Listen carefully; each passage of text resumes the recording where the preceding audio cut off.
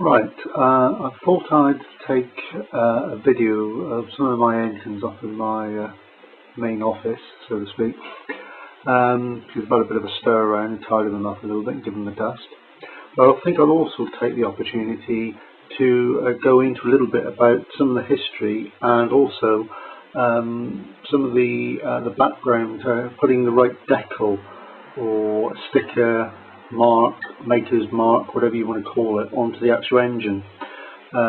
Because I've had a lot of stuff recently, emails from some people, ludicrous comments on my website about the quality of these decals. So I'll take some close-ups of some of my own and obviously some of the Mamod's existing ones. Now, to dispel any rumours, the decals that I actually draw are drawn from originals, such as one like this, which is on Mamod, genuine Mamod oil can. That's what I call a scalloped edge decal, not a compressed type. Mine are all drawn from the actual originals, therefore they're not amateur sort of scans, in which case someone's just coloured over the top and made something from it. I actually do this for a living. Just like MF makes these wonderful Mamod MM2 twin replicas, he does that fantastically. I couldn't do that. However, what I can do is create decals because I get paid to do it for a living. I've been doing it for 20 years. So any idiot from some other places that have been saying that these are no good, then check this out then, boys. These are one of the decals I've done on opaque water slide paper. They'll work on all dark backgrounds. You still have to very carefully cut them out. However, they actually do work. I've even had to put my money where my mouth is, and this is on a 1954 Mamod SE1. That's one of my own decals on there. Again, one of the opaque water slide types. The transparent water slide type ones, which I also do, are good for much lighter backgrounds, but because of the nature of laser printing, it is transparent. That's a purchased decal.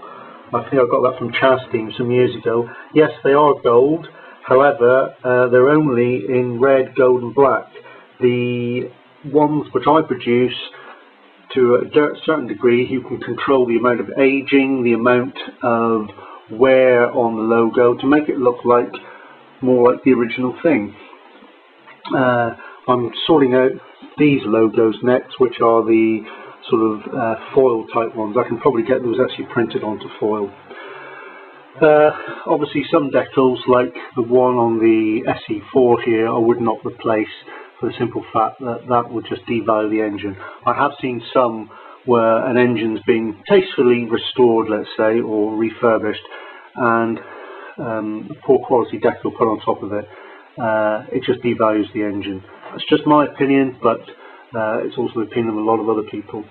One of the decals I actually do, this is the original. This is a pre-war decal, based very much on the Hobbies decals, which Geoffrey Malins used to make for Hobbies up until the beginning of the Second World War.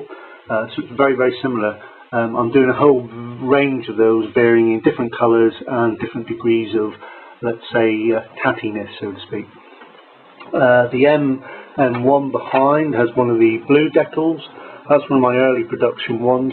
I'm looking at making those slightly darker and also making them again look more warm.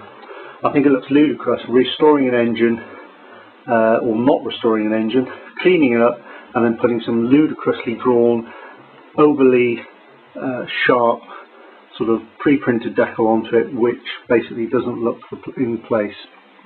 Some of the other engines up here, the MEC1 has a replacement decal I bought some years ago. My MM2 is typically tarnished or sort of burnt. This is very typical of engines of this era. I've seen a lot with this sort of pattern of burnt off paint, but there's not a lot you can do to it. Next to it is my recently restored SC2A. That's got one of my own decals on there. I'm leaving that for a few months, let the paint harden, but I will fire that one, so we'll see how that decal stands up to a little bit of heat. Also, I'm looking at producing the Griffin and George decal as well. It's not really a decal, it's a foil sticky label. That will be redrawn shortly. I know Steamy Jim was asking about that, and I certainly will make them available through my website. Contrary to what has been said, Griffin and George models, genuine Griffin and George models, only totaled 2,000 copies. They were made especially for the educational supplier. After that, no more were produced. Any ones which were merely had later ones had a Griffin and George badge on it, and that was it. They were not genuine Griffin and George models. In other words, they had a regulator here. They didn't have just the steam union bolt, and also, more importantly, you can't see it, the boiler was not hard soldered. Same with the SP4 models. There is no such thing as a Griffin and George variation. It is merely badged by Griffin and George and sold directly to schools. Anyone that tells you opposite to that is basically talking through their hat. Sort of moving down then, the logos or the decals that appeared on some of the models, it appeared underneath, including this sort of late 40s PowerPress.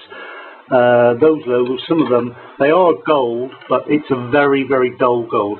So again, with a sort of not a swipe, but a pertinent point aimed at some individuals that have said that you cannot reproduce a decent gold with laser print. No, you can't. However, the way that I produce these, I produce a sort of mottling effect which very much gives the impression of gold, because a lot of the early ones, say, as you can see on this 1948 SC2, the gold on it was just as flat as a witch's tit, I'm afraid. It didn't even look gold, so consequently they're much easier and more suited to being reproduced using laser technology, and it gives you all sorts of control over how you want the colour, how you want the degree of finish, the size. And I can basically offer the decals to anyone in any combination, in any size, any specific colour. So if you want a darker blue Mamod decal, very similar to the flat base line shaft, or you want a hobbies one with a more the greeny tint they used to use, you can have it. It's entirely up to you.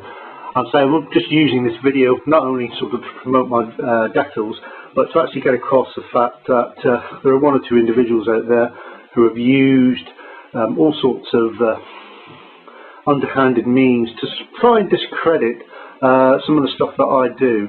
I've been doing this for 20 odd years. I've been producing these decals and producing drawn logos for about 10 years, and basically there's nothing to touch them on the market. End of story. Sorry for the rant there, but I've had a lot recently sent through to me which is just plain nonsense. So anyway, this is where I keep most of my stationary engines, the Bowmans and the Lutons I keep downstairs. So there you have it. Hopefully I'll be running more of these later on in the year, and maybe at Steam Toys in Action next year I'll have a few of them out on display and actually running as well. So we'll make another video at that point then. Thank you.